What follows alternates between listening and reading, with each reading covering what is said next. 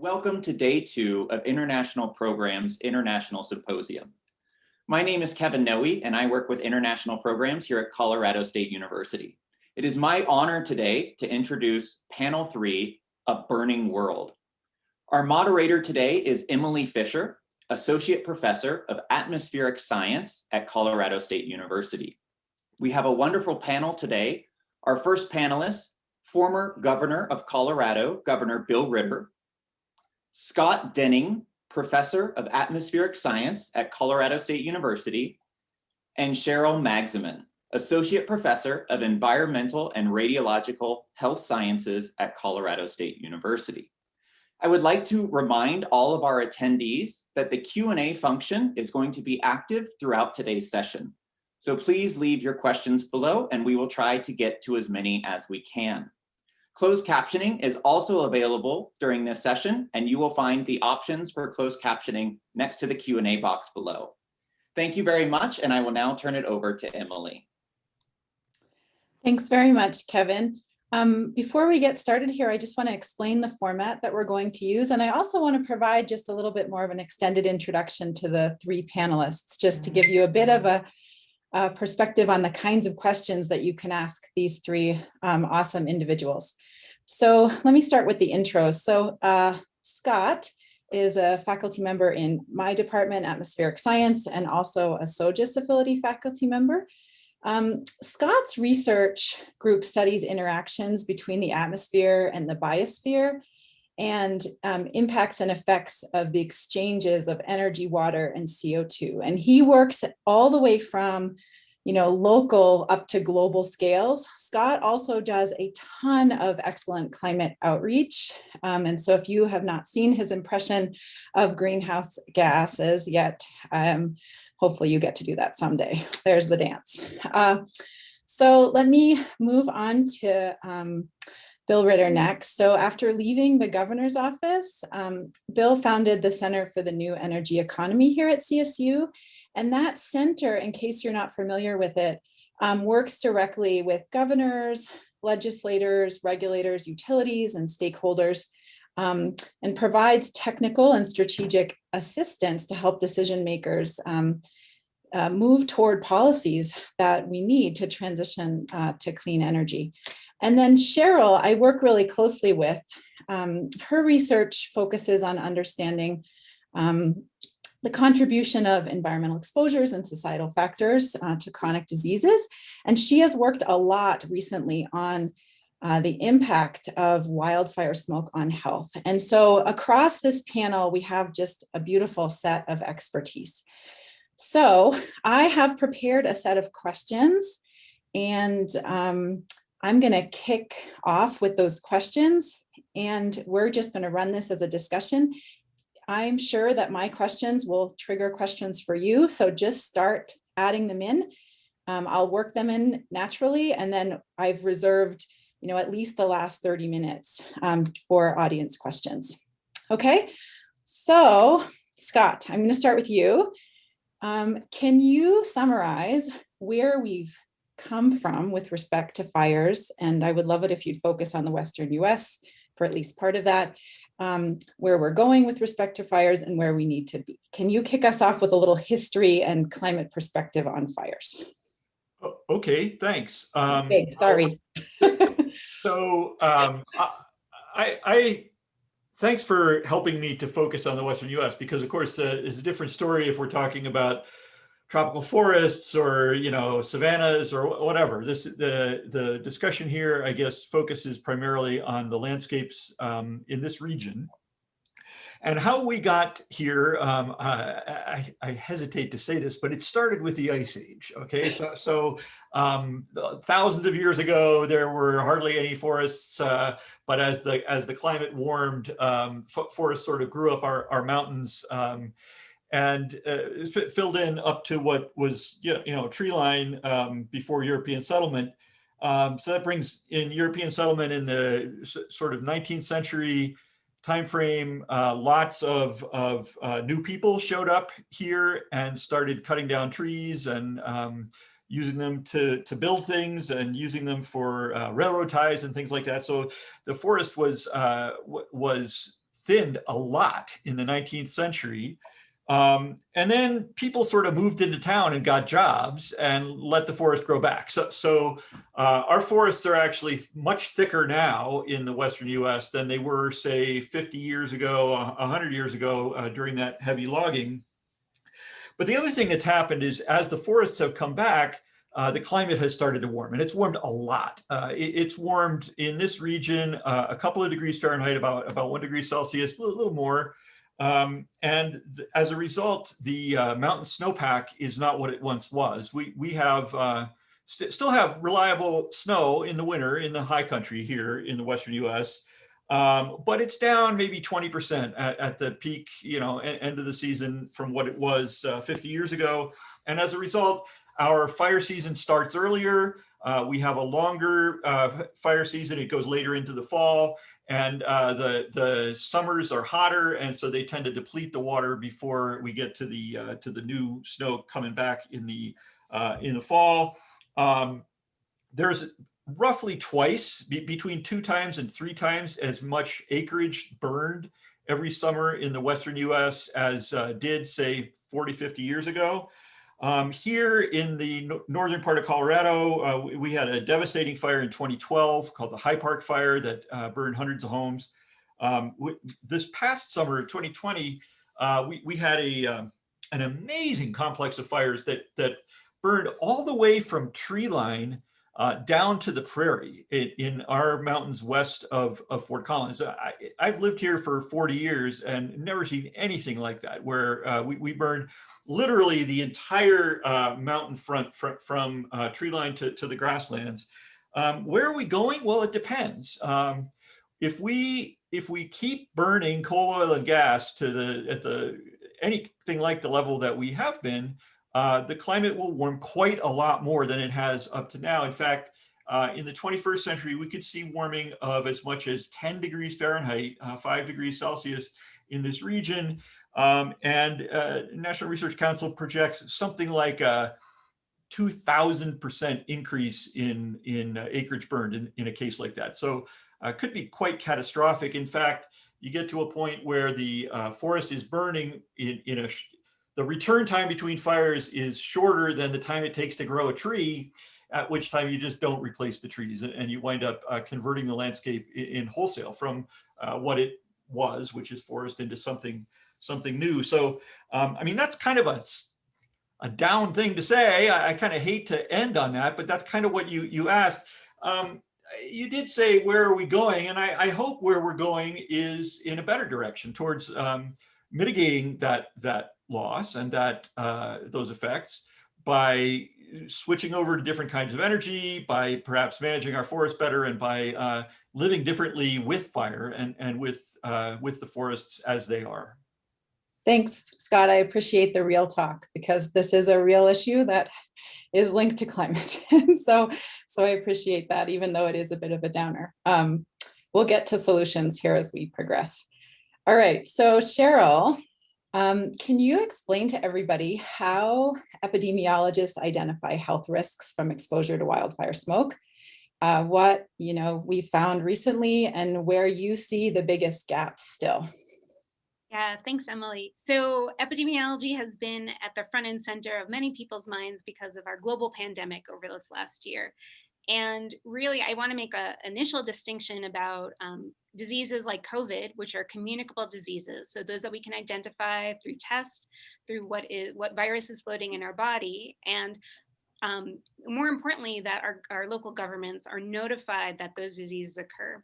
Unfortunately, for wildfires and many health effects of air pollution, we don't have that notifiable risk of disease. So usually for communicable diseases, that's done so we can prevent other people from getting these diseases. So that falls into communicable diseases. Wildfires and air pollution in general, we are really being based on what we know from anthropogenic air pollution studies in epidemiology. So what other risks of air pollution exposure are, whether they're from mobile sources or point sources. So we have about 40 years of really strong experience in this area in general in air pollution epidemiology. And generally we think about respiratory disease and cardiovascular disease as places to start. And that's where the real focus has been on wildfire smoke epidemiology. recently. And again, to distinguish between, we know that fires themselves have acute dangers, and usually in epidemiology, we are more concerned about downwind communities and the air pollution health effects resulting from large wildfires all over the world, and unfortunately here now a seasonal event in the Western United States.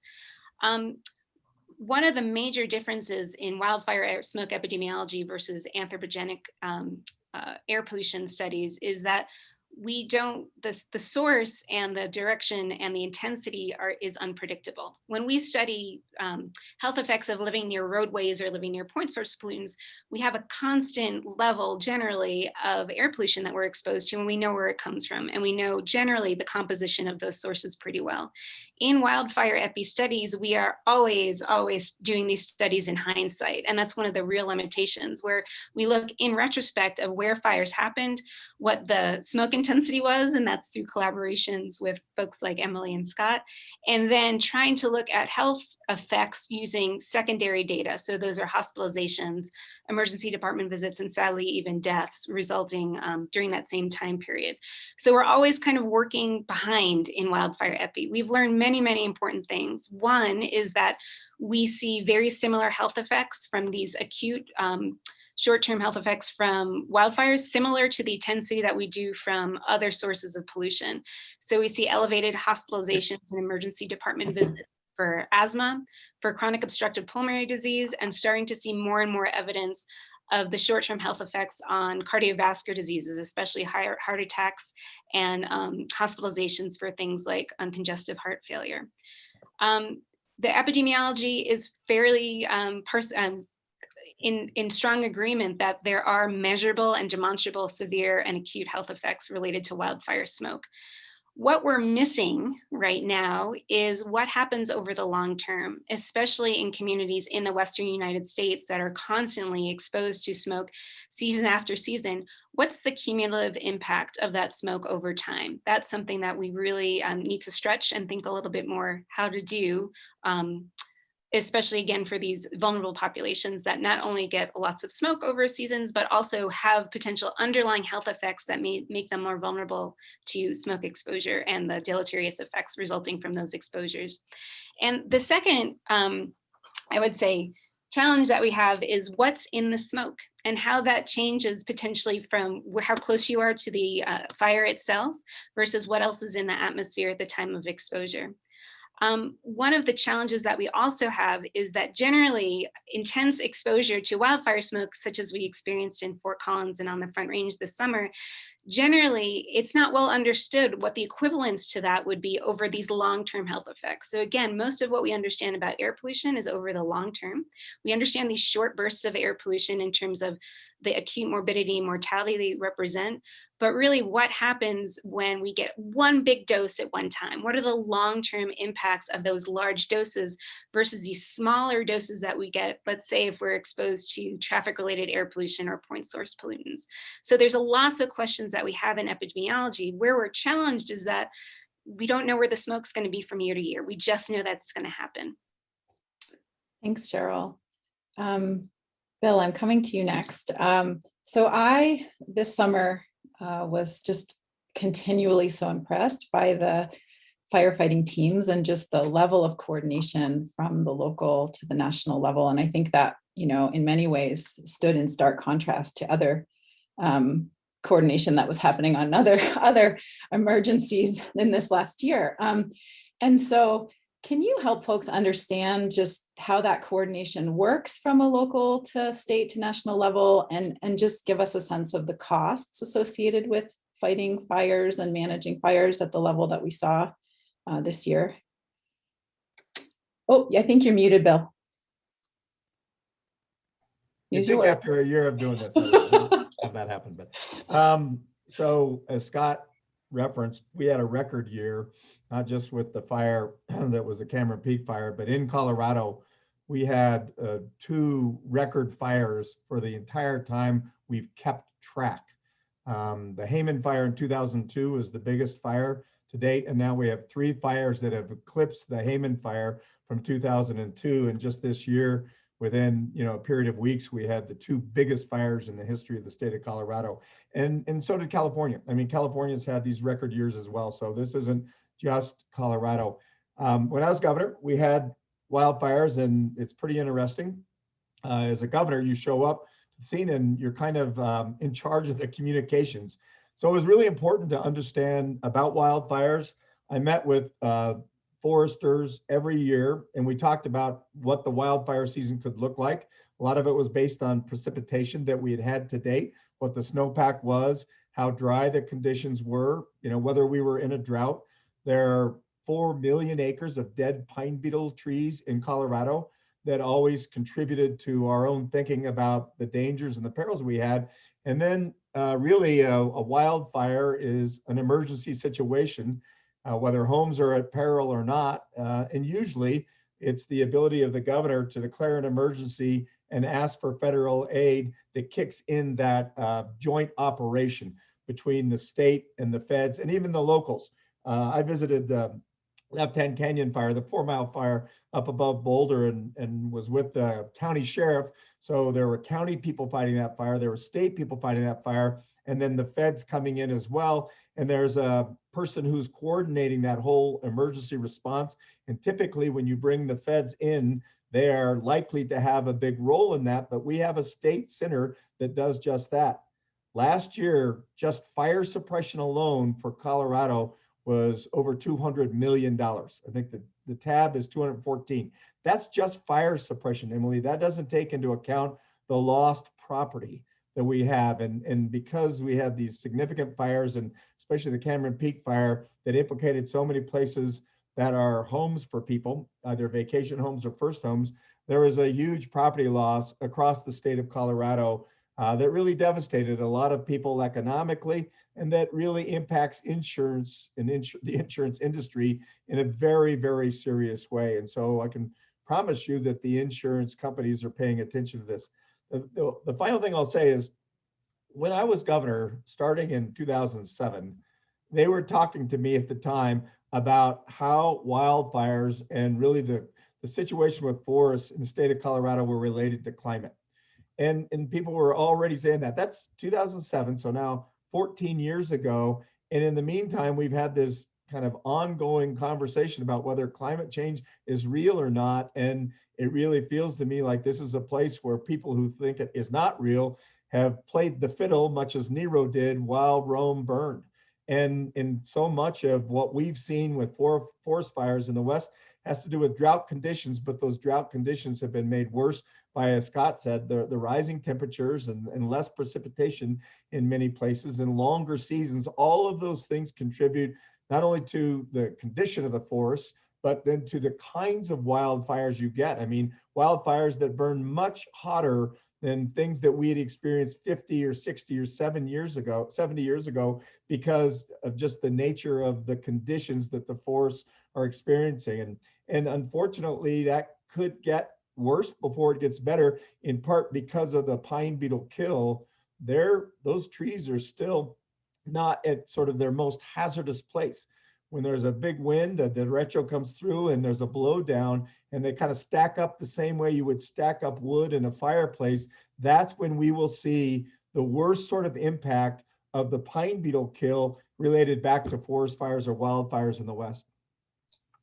Thanks for that, Bill. I want to go back to you, Scott, and just give you a little space to talk briefly about, and you touched on this a little bit in your answer to my first question, but fire severity and frequency are clearly changing. And so as we sort of move in this new direction, can you just walk us through a little bit how we expect the ecosystems to evolve, and then the time scale for that? What do we know about that? Because I know that many people look to their mountains, right, as their favorite place to go and do things with their families, right? So can you just walk through that a little bit for us?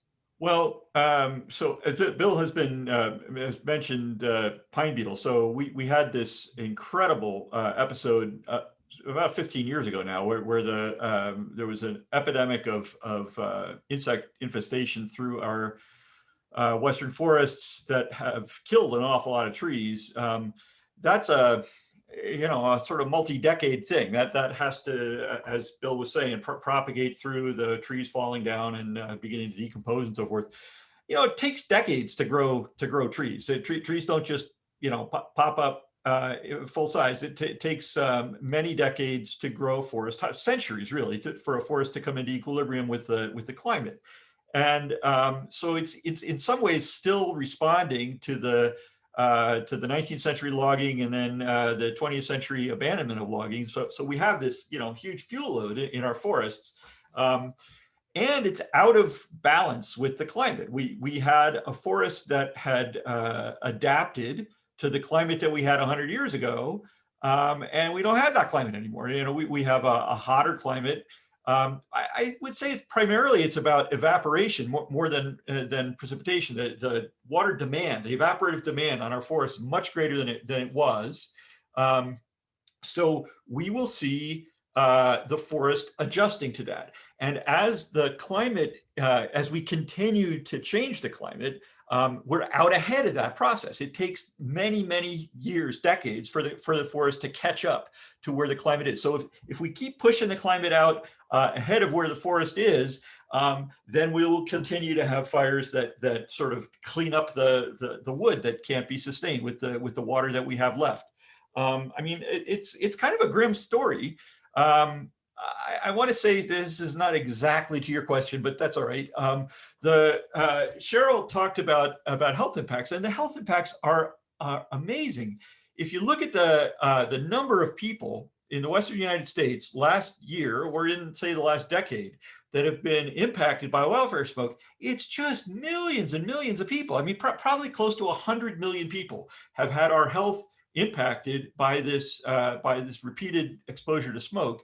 And the costs of that long term on our healthcare, on our productivity at work and so forth is just staggering. My mother died of COPD in 2012 during the Hyde Park fire.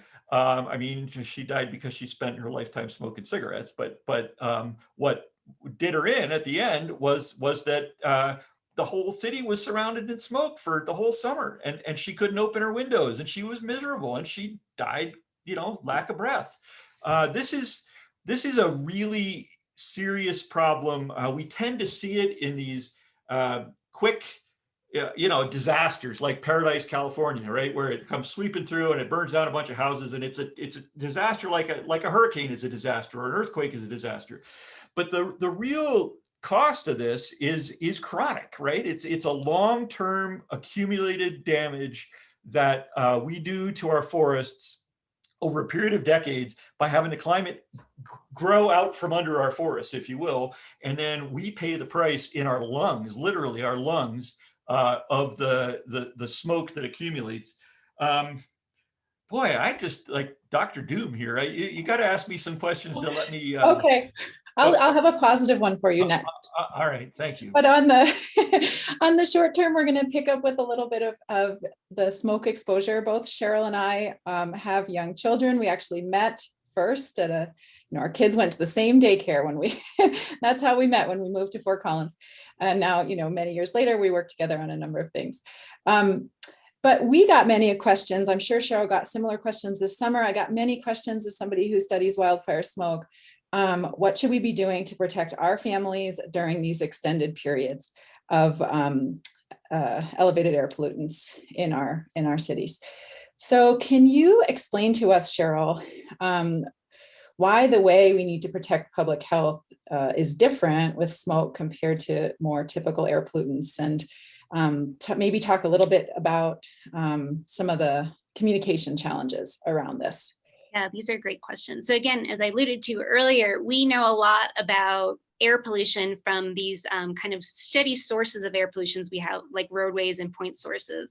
And again, those tend to be, in some cities, they're high, right? In places like the LA basin, or places where there's a lot of dependence on car culture, those or industry, those air pollution levels are fairly high, but they're consistent over time. And that allows us to understand both the long-term effects as well as the levels that we get every day. So And we know where they are. So generally, that's the trick with wildfire smoke, both in terms of the intensity of exposure that we get, as well as where that exposure occurs and when that happens.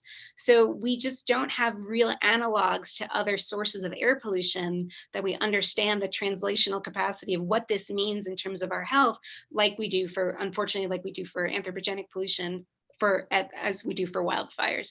So, that's one of our big challenges, is that a lot of us are saying right now, I don't know. I don't know what the answer is. So here are some things that we do know, which is that air pollution is bad for you. So unfortunately, we're pretty solid on that. So again, the avoidance and mitigation is really incumbent on us as citizens and residents of states that we experience burns every year, because for other sources of pollution, we have policies, regulations, and engineering controls to limit that amount of pollution. Again, tailpipe emissions or smokestack emissions. We don't have that for wildfires. So it's really incumbent on us as residents to mitigate and avoid that smoke.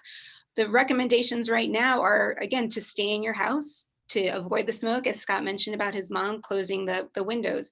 What we unfortunately know about that is, again, because of the climate changes, we know a lot of people in the Western United States, especially in climates that are colder during the winter, don't have air conditioning in their house. So closing the window might also mean exposing levels, especially for vulnerable populations, which we tend to think of as young children, older adults, and those with pre-existing chronic conditions, as increasing heat levels, which we also know is hazardous to our health also. So right now, what we rely on a lot is the air quality index that's put out by the EPA, and kind of these coded levels of when air quality is good or not. And we go from green to purple. So green is good as we kind of creep up the air quality index, which is based on both PM 2.5 as well as ozone, which we know both are directly emitted from wildfires as well as wildfire byproducts.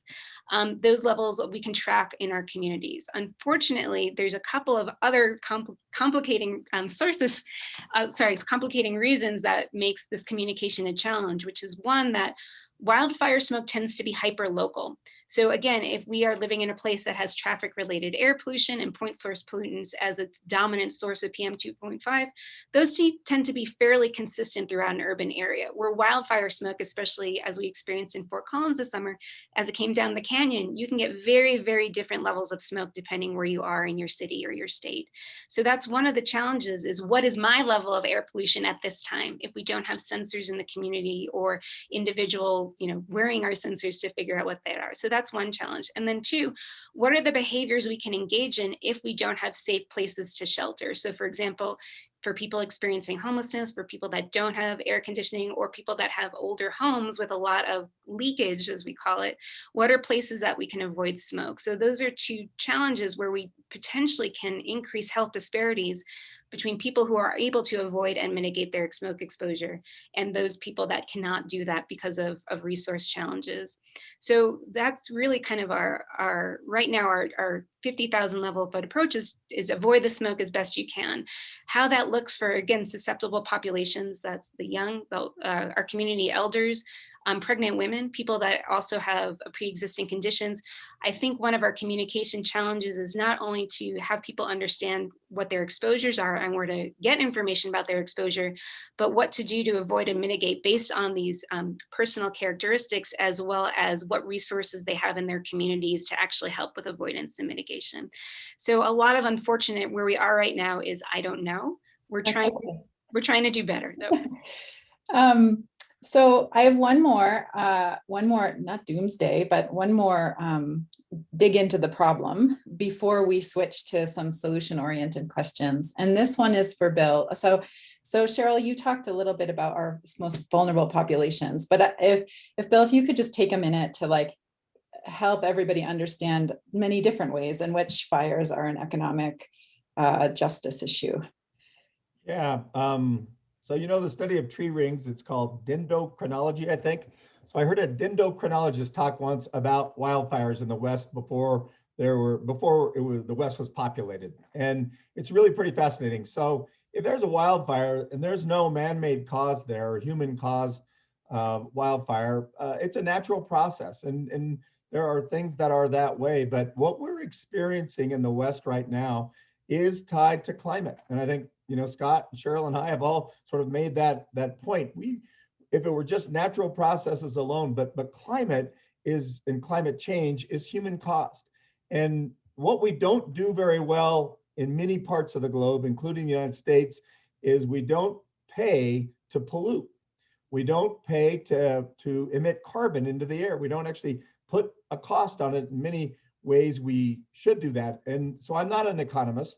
I'm a lawyer by training and have a political science degree, but I still know what an externality is. That's when you have a process and something escapes that process and you don't capture it by requiring the person who is causing the externality to happen to pay for it. And what happens with wildfires, and Colorado is such a great example this past year, if you think about the health consequences that Scott and Cheryl have talked about, you think about the property loss, and yet that property loss, those health consequences aren't borne by polluters. Some of them may be if you drive a car and you're emitting carbon into the air from your vehicle, but there's a lot of major pollution from different sectors where it's making the climate worse and worse, making wildfires worse, causing a greater deal of loss, both from healthcare and other kinds of sort of economic measures. That's an economic justice issue.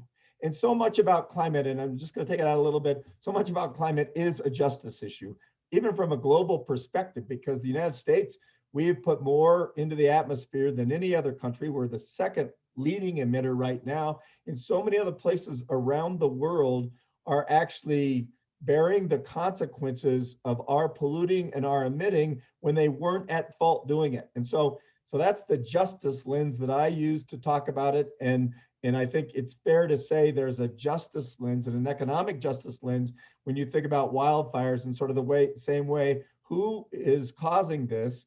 How are they paying for it? And are others bearing a cost beyond what they should and bearing the brunt of it in many respects because other people haven't paid for it? Thank you. So before I switch to audience, working in some audience questions, I want to give Scott and then Bill a chance to start moving us in a solution-oriented direction. So Scott, can you, before we pass it to Bill, can you tell us what timeline the science demands in terms of our action on climate change? And then I'll shift that over to Bill and ask us, how we get there. So there's this kind of narrative out there, which I want to sort of shoot down. People throw these numbers around, like we have 12 years to solve this or we're screwed, The trouble is we're not off the hook 12 years from now, even if we don't get it done, right? The real problem is we have to stop setting carbon on fire, and we have to do it right away. We have to stop burning coal, oil, and gas because that's what's cranking up the temperature. And if you heat the forests up enough, they burn because they don't have enough water to keep up with the evaporation. Generally, we have to get carbon neutral by 2040. By the middle of the century, we have to stop burning fossil fuel to drive our global economy. That means using more efficient energy, better doors and windows and cars and lights and all that. But it also means making energy that doesn't involve burning fuel. So that's, solar and wind, but it's probably also hydro and nuclear and other things like that. It may involve carbon capture, but that's very expensive. It also means doing things like moving energy around in a more efficient way. So for example, keeping the lights on in New Jersey with solar power that you're making in Arizona, that demands a different kind of power grid, a different kind of transmission grid. It involves things like battery storage or other kinds of energy storage and smart grids that move stuff around, that balance supply and demand in real time in a way that we just don't even come close to doing right now. Look what happened in Texas, last week with very, very poorly managed electrical grid. I think this business that Bill talked about pricing climate into things is absolutely the kind of signal that people get, right? If it costs it. there was an estimate, and I'm sorry, I can't quote the paper, but the fires in California last summer estimated to have cost over $400 billion in terms of all the costs of lost productivity and people's health and lost property and so forth, and propagated out for many years. If you put that cost of hundreds of billions of dollars a summer into the cost of fuel, people wouldn't be able to afford fuel. We would be happy to buy electricity that's coming from renewables because it's so much less expensive than what we're paying now, but not, at the pump. We're paying it through our hospital bills or our dead mom or whatever. So there's other stuff that we could do that I kind of thought maybe people would talk about here, like separating people from the forest, the wildland urban interface. We probably shouldn't be putting subdivisions in, tinder dry foothills locations anymore. We probably will start to see changes in building codes towards, better filtration that's built into every home and better sealing to keep the smoke out of people's homes. I used this analogy when we were talking a couple of weeks ago. People like to say that we're like the frog in the pot of water, right, on the stove, that if you cook the frog slow enough, he just sits in there until he dies. But the difference is we're frogs with opposable thumbs, right? We should reach outside that freaking pot and turn off the heat before it cooks us. Because if we just keep on doing what we're doing now, bad things are going to happen to us and our kids, and we don't want bad things to happen to our kids. We're good moms and dads, and we're going to stop this before it gets catastrophic. Thanks, Scott. So there's lots of great questions coming in. Before I start turning to them, Bill, can you just tell us? Scott's talked about like what needs to happen, right? But can you tell us who needs to come to the table to make that happen and how you get them to the table? That process would be really helpful for us to all understand. Well, I mean, we've talked a lot about greenhouse gases and climate, so let's focus on that as part of the problem. Wildfires won't stop because we solve the problem around climate or move in the right direction, but we could change the trajectory we're on, and in terms of just how extreme the conditions might get if we don't do something. And so, there was a fair representation of Colorado State University at the Paris Accords. There were several people that got to be in Paris in 2015. I was there to speak about the role that subnationals, that cities and states have in trying to meet our goals around reducing emissions. We pulled out of the Paris Accords, but now we're back in the Paris Accords. And let's just focus on that. What's going on? There are 190 countries that signed some kind of a declaration about emissions reduction and verification along the road. The United States is back in, and so there's going to be this declaration. And you have, a president of the United States who's stood up an office inside the White House that's just about climate policy and to get people to work across all the sectors. So if you take the four biggest sectors for polluting, right now in the United States, transportation is number one. It used to be number two, but the power sector has seen this downward trajectory. The power sector is number two, industrial sector is three, and the ag sector is number four. Those are the four sectors where we have to look at greenhouse gas emissions and do what we can to control those. And so we call that, economy-wide emissions reduction. And the good news here is cities, states, and the federal government, I think now are in sort of this partnership working on that. Our work is with states. There are several states across the country that are looking at emissions reduction. Colorado is a good example. We passed a bill in 2019 called House Bill 1261 that says we're going to have a 50% reduction across the board, economy-wide reduction by 2030. And that was a really serious goal to set. It's actually going to be pretty difficult to get there, but it was the right marker to put in place. And interestingly, it's not everybody having to reduce by 50%. The power sector has to reduce by 80%. So lawmakers and commissioners, the Air Quality Control Commission, they're looking at the power sector saying, you're easier to decarbonize right now. You got to do a little more. And that's our work across the United States with utilities, with governors, and now with federal players, is to say, let's get the power sector to do as much as it can. And what's really interesting about this, Emily, is that most of the nation's major utilities have put in place really serious goals around emissions reduction that would have been unheard of 10 years ago. So over a 10-year period, we've taken this industry, the utility industry, which moved very slowly in a lot of respects, and they've moved pretty precipitously in their goal setting and even in the changing of their portfolio. And so that's good news. We have a lot more to do there, but the good news is the utility sector sort of got on board with this understanding that climate change is real and that they have both the need to do that, but also there are some market reasons that are pushing that. We have to do the same in the transportation sector. The industrial sector is a little harder to decarbonize because of the manufacturing processes that require different kinds of things that involve fossil fuel emissions. And, you know, in the United States, China and India and Europe, those are all places that are industrialized where we're going to have to eventually get to the place of figuring out how we take emissions down in all those places in order to get to this place where we hold warming at a certain level that's not hopefully catastrophic globally. So there is good news there. The good news is we're moving in the right direction. Good news is there's a global effort. The other good piece of news is that the United States is back involved in that. It's going to be a real challenge to do what we need to do. But if we do all hands on deck across the globe, we have every chance of doing what we need to mitigate this. Thanks for that glimmer of hope.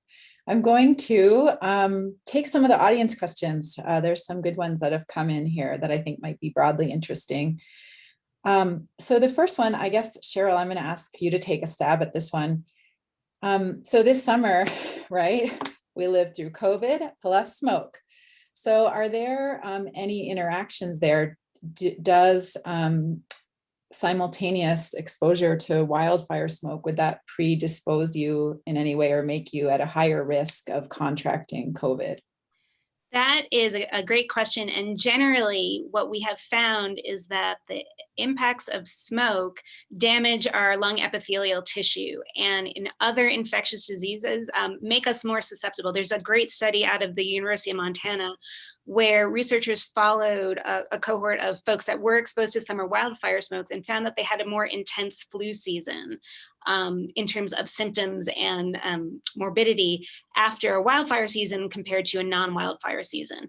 So there's definitely, I would say, analogies to other types of infectious disease where exposure to wildfire smoke does make us more susceptible. With COVID, we have, you know, the interesting dynamic of social distancing and less interaction as a community.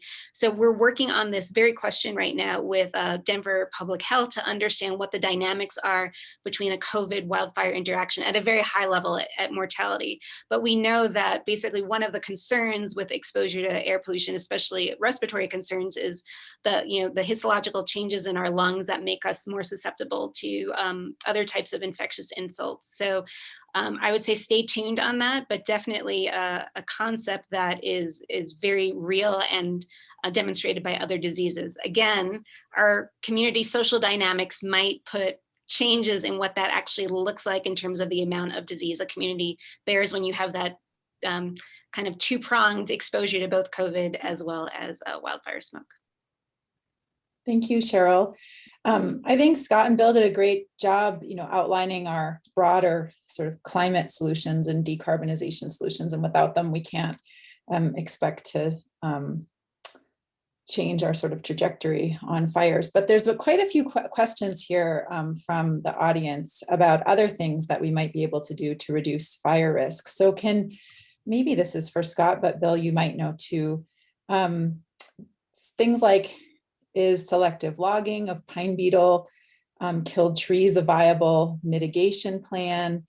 And, can we improve forest management in any way? And can this, be a significant job creating activity in certain regions?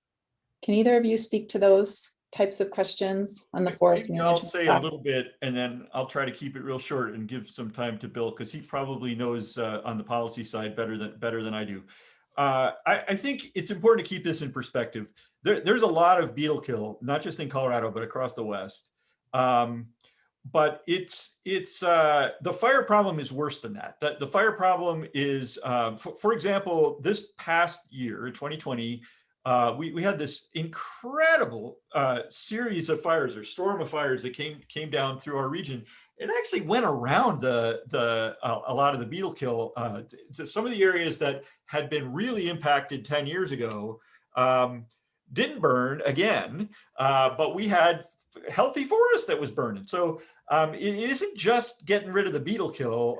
It's actually a worse problem than that. And I think if you really wanted to get rid of wildfire by cutting trees, you'd cut them all. But we don't want to cut all the trees. We like trees. We like having a forest here in the West. And so I think probably no question that there's selective logging, there's thinning, there's particularly to protect property, right? So you have towns and subdivisions that are in the thick of the forest. Just for public safety, there's got to be some thinning.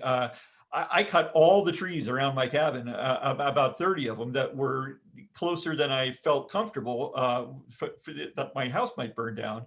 But I don't think we can cut our way out of this problem. I think this is a problem that as long as there's a forest in a place that can't support forest, by God, it's going to burn down. And so I think this is kind of a nuanced thing. All right, Bill?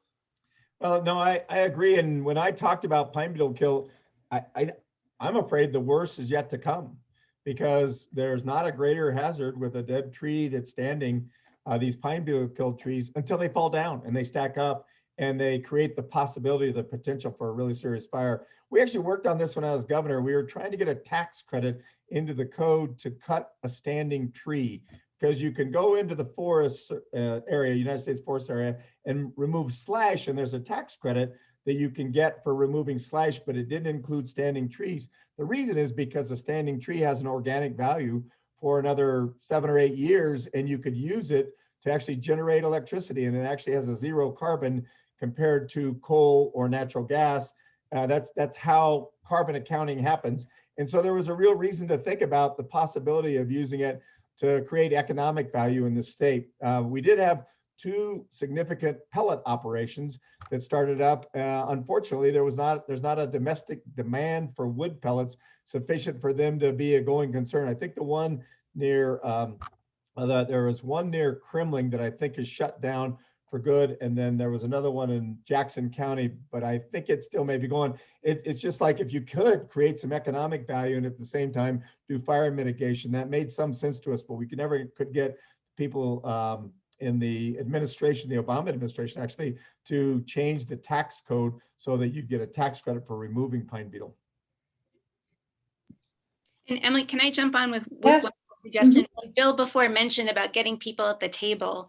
One of the challenges I think we have is getting land managers at the table with public health folks at the table, because luckily, the direct impact of acute fire in terms of deaths is pretty minimal. We have fantastic emergency response services, and unfortunately, there are deaths every year that are resulting from acute exposure to the fire itself. But what Scott alluded to earlier, most of the morbidity and mortality, in fact, the large majority of it is from the smoke from the fire, not the fire itself. So I think that although our emergency response is fantastic about trying to control these burns and making sure they don't impact humans and structures, we do have to add to this conversation about what are the health impacts of downwind communities from these large fire events. Because as Bill mentioned about externalities, that often is not considered. Really, the first impact, the first instinct is really to protect life, right? And the second, this kind of idea of these long-term morbidity events because of the smoke exposure, I think needs to be part of this larger conversation about land management as well. Yeah, you almost should think about this. I mean, I'm probably exaggerating, but it's like if 100 million Americans started smoking cigarettes. That's kind of the level at which we're being exposed. I mean, Cheryl can stop me because I'm pretty sure that's maybe if we just smoked a few cigarettes, right? But it's not like we're all getting to be 2-pack a day kind of smokers. But it's a lot of people, right? It's even if only 1 out of 100 die young, that's a huge impact across the economy. Absolutely. And again, kind of alluding to this idea about where we have these prevention measures, we message around smoking. We know it's bad for you. We've done tons of research. We make cigarettes expensive so that people can't buy them, right? And we have this limited policy options for how, again, except for how we behave as individuals in our communities, our houses, of how we mitigate this exposure to wildfire smoke. Thanks. One of the early questions that came in the beginning maybe was will we see more of the fire seasons like we saw in the last couple of years, 2018, 2019, 2020, and in California and Colorado specifically, the question asks. So I can take that one just to help with that. Most climate models agree that for sure the Western US will continue to warm and will likely also continue to dry. And so if, wildfire activity and aridity or dryness continue to change together in ways that they have in the recent past, we would expect the US fire activity to dramatically increase into the 21st century. And so that unless we burn it all down, as Scott has mentioned, right? I mean, fuels could become limiting, right? Or, but if we keep doing what we're doing, yes. And there's a lag in the system here, right? So even if we stop burning fossil fuels tomorrow, which would be a great choice, right? But even if we stop doing that, the greenhouse gases, and we're sort of committed right now, these greenhouse gases last a long time. And so over the next, decade or potentially even longer, right, we're going to see more of what you've seen, I would think is a pretty realistic look forward. Scott, did you want to add to that? Well, I think yeah, that's the short answer to the question is yes. We will see more fire. And in fact, it's probably even worse, right? Because as you said, not only does the greenhouse gas commit us to more climate change, but we're already out ahead of where the forest is, right? The forest is 30 or 40 or 50 years behind. And the adjustment that the forest does is it burns down, right? When the climate is no longer amenable to having a stable forest, it burns down. It doesn't maybe burn down that day, right? It still takes a lightning strike or a bad campfire or a bad summer to have it burned. But there's an awful lot of forest in the West that is no longer in equilibrium with the climate that it's under. And yeah, I mean, it's one of these happy talk things. I hate to say it, but it may be a whole lot worse in the future. And the way to avoid it getting even worse than that is to stop burning fossil fuels. Yeah, and just to add a little bit more perspective on that, if you look at summer 2020 and you're somebody who thinks about fires and climate, there's nothing surprising about summer 2020, right? We got all sorts of questions this summer. Oh, are you changing your research direction? Is this providing a new motivation? I was like, no, I'm scared, but this is right on target with what we would expect, right? It's just that we're experiencing in a very visceral way what papers and graphs have shown us we should have anticipated. It's a very different thing when you wake up and you can't see the sky and the neighborhood is full of smoke and old people are dying of COPD. I mean, it's bad. It is not fun, and it's. I mean, I understand we have an international audience here, and we've been talking an awful lot about Colorado, but this is not just happening here. This is happening in a lot of places around the world. There have been absolutely phenomenal increases in wildfire in Asia, across Northern Europe, pretty much anywhere that there's forests. And a lot of it is as you say, it's aridity. And I think a lot of people don't get this, that hot air evaporates more water, right? And it's a lot. It's a very sensitive thing. When the air warms up, the forest needs more water than it used to. So not only is it bad for the rainfall to decrease, but even if the rainfall stays the same, the forest is in a negative water balance. It's losing water faster than it can get it. So yeah, it's a bad combination. Right. And you can think, there are mega fire analogies, right? You can think about recent years in the Amazon, recent years in Australia, right? This is an international issue. It's just that, Colorado State, here we are. All right, so I want to take at least one more, because we still have 5 minutes. So someone's asking, they grew up in the Midwest, maybe Scott, you can take this, I can take it if you can't, and they give a very specific location in Illinois, where it's crazy hot each summer, but they're asking why they don't have fires like the Western US. Do you want to talk a little bit about different fire regimes in the US and other places that are susceptible to fires? The first thing I would say is that we don't get anywhere near as much rain every year as you get in Illinois, right? I mean, the average rainfall here in Fort Collins is 15 inches of rain a year. And in Illinois, it's probably twice that, maybe even more. Really what we're talking about is going from just marginally having enough water to support our forests to not quite having enough water to support our forests. And once you cross that line, the way the forest adjusts to that is it burns down. And then if it stays like that, it's not going to come back. So it may be that Illinois is a long way from that line, right? It may be that Illinois gets enough rainfall and snowfall every year that their forests are not right on the edge to where they're tripping over into what ought to be a grassland or a desert. You don't have a lot of sagebrush in Illinois either, or cactus. So I mean, it's a different background climate. And go ahead, Emily, if you want to add to that. No, I think that's great. I mean, in terms of wildfires, just to give you some perspective on the US. So the Western US has a lot of wildfires. The Southeast also has a lot of fire. Our fires are so different for a variety of different reasons. In the West, they're big. They last multiple days, if not months. In the Southeast, they tend to be shorter lived. There's different ignition types dominate. In the Southeast, more fires are lit by humans. In the West, you tend to be larger fires when there's a balance, but most are ignited by lightning.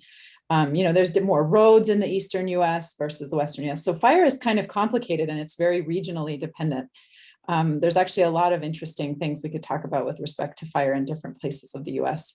All right, I want to get at least one more question in. I'm gonna toss this one to Bill. Maybe we'll have time for two. So what excites you most in terms of new technology and sort of this rapid pace of innovation in clean energy? Well, What's exciting? I'll be quick. I mean, there's so much that we've learned about wind and solar and battery technology, and the price points have come down 80, 85, 90%. So that's pretty exciting. The ability to integrate, 80 to 90% renewables into a grid. Right now in the Southwest Power Pool, it's like 15 states. There are days where 75% of the energy they produce for the 15 states is from wind energy alone, not even counting solar. So we're moving in the right direction. And most utilities would say, we know how to get to that, like I said, 80% reduction in emissions. We don't know how to go to the next 20% and make sure it's affordable and reliable, but there's a lot of innovation around that. Innovation happening even at Colorado State University to try and really understand how we get there. We've come so far, that makes me feel very good and somewhat confident that we can get to that next place by 2030, 2035, 2040. Thanks for that. Does anybody else want to add any last comments here before we close this out? Okay, if you're gonna you get a minute. Like you can give it you 30 seconds to a minute. I think I've got. Well, so we got to do some big stuff, right? We got to replace the energy infrastructure of the world with an energy infrastructure that doesn't kill us or our children. And that sounds pretty hard, but we do big things. In my grandparents' generation, it was indoor plumbing, and then rural electrification. My parents' generation did interstate highways in the Cold War, and my generation, we did billions of computers on every desk in the world, and then we did cell phones. Oh, and then we did the internet. So it's like that. We have to swing for the seats. We have to do stuff just like our parents' generation and then before them. And we can do it, and we don't have to live in a hellhole, and we don't have to consign our children to live in hellhole. No, and sure. We have to do it in a just and equitable way. We have to think about equity as we make that transition. Every step of the way. Every step of the way. So thanks everybody for being here. I hope this was informative, entertaining, and motivating, let's say. Thanks to you three for everything you provided. I'll hand it back to you, Kevin, if you want to close us out. Thank you so much, Emily, and thank you so much to all of our wonderful panelists. What an important and engaging panel this was. I would like to thank our audience members as well. Thank you so much for joining us today. I would like to remind you that after this session completes, there will be a short survey sent to all of you. If you have the time to complete it, we would truly appreciate it. The recordings of this session will be available in a few days' time on International Programs website and on our YouTube channel. And coming up in just 30 minutes at 1:30 is today's keynote address with Ambassador Ryan Crocker, former US Ambassador Ryan Crocker. So thank you very much again to our panelists and to our attendees and to everyone that joined us today.